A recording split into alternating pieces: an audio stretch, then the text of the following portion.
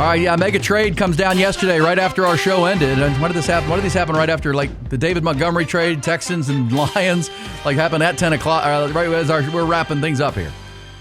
Well, this came down to about the same time. Chiefs are sending their star young cornerback Trent McDuffie. We had heard rumblings that maybe they were going to make him available because when you're in a place like Kansas City, because people are going to say, well, why would you trade a 25-year-old? They had picked up his fifth-year option. He could have played a year, making about under $14 million. He wanted a new deal because he's played to that level. They've won Super Bowls. He was a big key to that defense for Steve Spagnuolo. But, you know, I think this is good general manager work on both sides. If you're in Les Snead's shoes, Les Snead's the GM of the Rams, the architect of that team. If you're Brett Veach, who runs, along with Andy Reid, the Chiefs roster, you know, you got to understand where you are. Be fully aware. And the Rams and the Chiefs are in two different places. So LA is going to send one of their 2 first-round draft picks in April's draft, the 29th overall pick. So they keep the good Atlanta pick. Yeah, they give up 29, but they also gave up a 5th and a 6th this year and a 3rd rounder next year in exchange for the 25-year-old All-Pro. That's how valuable a corner the caliber of McDuffie. McDuffie is going to get a big contract with the Rams.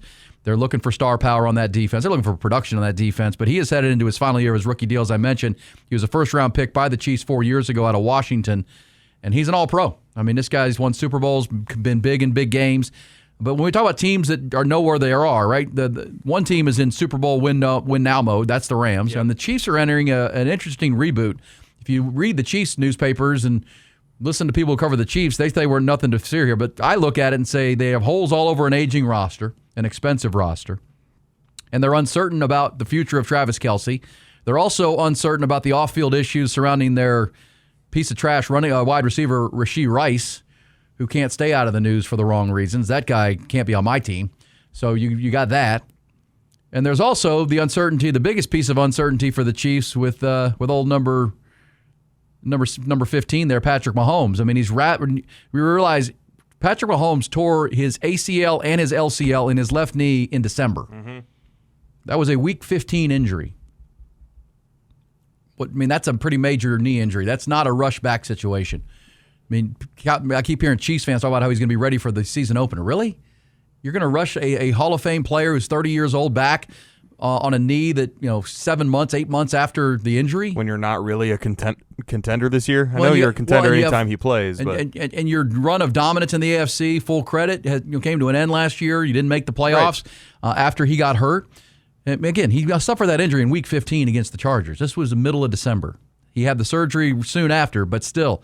Nate Taylor of ESPN reported from the Combine last week that the Chiefs are expected to add a veteran quarterback capable of starting Week 1 and maybe the whole first month because they aren't clear whether Mahomes will be good to go. Because that's usually a year-long injury, and a year and then because when you're rehabbing your injury, you're not working out. You're not doing your normal off-season prep work. You're not doing what you normally would be doing to be ready for a football season.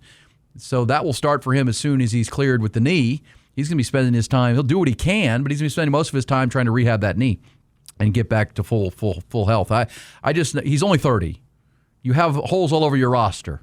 This is the beginning of that retool, that gap year I'm talking about, where we have a division where Denver is emerging. The Chargers might be the favorite in that division next year with the moves Jim Harbaugh has made, and you got the Raiders are now trying to make. But either way, your quarterback just turned 30. Why on earth would you even risk trying to rush him back too soon and doing further damage or have him not back at full strength and full health? And you can use 2026 to retool the roster. And now you have the 9th pick and the 29th pick in the first round. You got those extra pieces of ammo that you got from the Rams and the McDuffie deal, the 5th and the 6th round picks.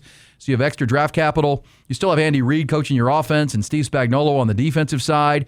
They've rehired Eric Bieniemy, who to work with that tells me they want to invest in the running back room quickly because when Patrick Mahomes does come back, you got to be able to hand the ball off. You got to be able to run the football. Yeah. And they've been doing it with smoke and mirrors on offense and smoking Mahomes essentially, without having a running game and ham and egg in that.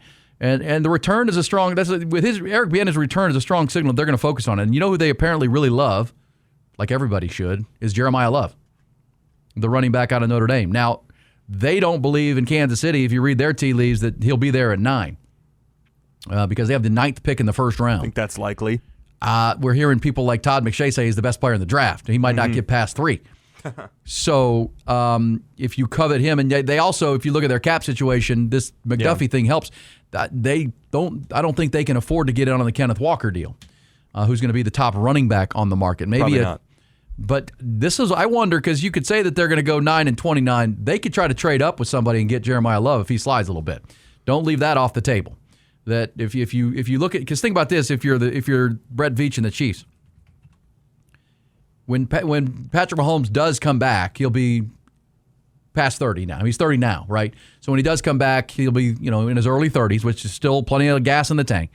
But if you could pair him with a talent the likes of Jeremiah Love, who looks like it's one of those, Bijan Robinson, Adrian Peterson, Saquon Barkley kind of backs who he showed incredible pass catching abilities at the combine in addition to 4.36 in the 40 at 220 pounds. That's a special player. And if Travis Kelce's soon to retire, he's a Hall of Fame player. You need special kind of guys. You wonder if this is a move, trading a guy like Trent McDuffie to the Rams to be in a position with ammunition to go up if you can get Jeremiah Love. That's something I would watch. Or they invest in offensive line. They worry about the running back later, but I would keep an eye on that. But now they have 9-29 in the first round. Yeah, I'm trying to think about the teams ahead. The Chiefs could very well be in a position to trade up for Jeremiah Love. Especially if it's not too far. Exactly. If you're talking about, 7 or 8, I think the Saints might be a team that could take him there. I think the Saints pick 8 right before the Chiefs, but all the other teams ahead, they have such structural needs that I don't think taking a running back would make sense for those teams. But if you're picking in the top 5, top 10, you're bad, and maybe you make bad decisions like the Browns. And we've heard a lot of people say this is, and we've talked about it being a pretty thin draft as far as elite prospects. And now you have the draft capital to go up to get the elite prospect that you want. I mean, and for a lot of people do believe Jeremiah Love is the single best player in this draft. Because we know who's going 1. After that, we really have no idea. Correct. The Jets could go with one of these Ohio State guys at 2. Probably Arvell Reese. He had a great combine himself. Sonny Styles, his own teammate, overshadowed him a little bit. But Arvell How high Reese. does David Bailey go? Reuben Bain is still a really good player despite the little arms. T-Rex. Also, you got Caleb Downs. Yeah, Monroe so he might, and as he starts, Bijan Robinson went 7th to the Falcons. Yeah. 7th or 8th. And so you may have to go up a little bit, but that's where I would put the Chiefs. And you don't have to use both first-round picks. You could use, you can keep the 9th or keep whatever you get back and then, give up 29 or your second and a first next year, things like that. But if you covet Jeremiah Love, that's one to watch. The Rams side of this is interesting, too, because their main goal, they're going to go in the Super Bowl. I mean, there is no doubt about that. They're one of those teams. Last year? Their special teams. Secondary, I thought. Well, their secondary was leaky. Yeah. But I think Sean McVay would tell you their blind spot last year was their special teams. There was a punt return they gave up against the Seahawks that ended up, they were up 2 touchdowns or 16 points and lost that game on a Thursday night after a Rashid Shaheed punt return. Their kicker was just okay, Nevis. And yes, so now you've upgraded your secondary with Trent McDuffie, and you're going to pay him a bunch. He now anchors your secondary. And he'll be back to being an all-pro because their pass rush is better than the Chiefs. I mean, you come off the edge with Jared Verse and those guys, the Rams are really good up front. And now you've got a guy that can really lock down the top, Jackson Smith and Jigba and those type of guys. He's been doing that in his career with Kansas City, Pro Bowl player. Well, how about this? This goes back to the Brandon Aubrey discussion. There are those coming out of Indianapolis in the scouting combine, Jack, who think the Rams might be a team that flirts with Brandon Aubrey. Because Brandon Aubrey, the way Sean McVay's mind thinks, points and just like we talked about with Sean Payton in Denver in the light air. But if you're kicking indoors in L.A., he has seen what that guy does in Dallas, kicking 65, 70-yard field goals at ease. Now, that's a weapon. And when you're in a division, your goal to get to the Super Bowl, you got to get past Seattle. You got to get past the 49ers when they get back to full health. That is tough. And that's why I look at them because here's the deal. The Cowboys have not gotten a deal done with Brandon Aubrey. And Stephen Jones said last week that negotiations for him began before the start of last season, and they still don't have a deal done. And Monday is when they lose control, and he can hit the market. Now, he will hit the market as a restricted free agent. But the Cowboys are not going to be in a position to match a contract if someone comes in and offers him, say, $9 or $10 million a season. Well, it shouldn't be, yeah. Well, yeah. But the Cowboys, and I think the Cowboys would be wiser because if the way they've structured this with Brandon Aubrey, if a team like the Rams or the Broncos, for the same reasons, come in and grab him, and put $9 or $10 million on the board on a long-term deal for a Pro Bowl kicker, well, or all-pro kicker, well, guess what? The Cowboys would get a second-round pick from that team as compensation. So, and the Cowboys need second-round picks more than some would argue they need a kicker right now. But that's going to be something to watch. And as I said earlier in the Dallas Morning News today, Aubrey, he's working with his agent Todd France, who apparently has requested upwards of $10 million per season. He wants him to reset the kicker market. And Aubrey, quote, to the Dallas Morning News, when you hit restricted free agency, if you're not testing the market, then you're not doing what's right for you and your family. So you have to do that. That's what's come to you. So if they get to, he's not going to if the Cowboys are going to stick at about $7 million, which would reset it would be more than Harrison Butker, Todd France is not going to allow him to not explore the market come Monday. You'd be silly not to. You may still double back and sign the Cowboys offer. Yeah. But you would be not doing your job if you're his agent to say, hey, man, why don't you just see what everybody's got? See what the Rams will offer you. They're going for it. And again, a field goal or two here and there can separate you from the Seahawks. That's how we talk about the Seahawks and the Rams. The two best teams in football last year came down to that fluky 2-point conversion on a Thursday night game that still boggles the mind with Zach Charbonnet. That's how close those two teams are. And you got a kicker that can make field goals from the 50-yard line routinely. That might be worth your investment when you only know you have a season maybe left of Matt Stafford.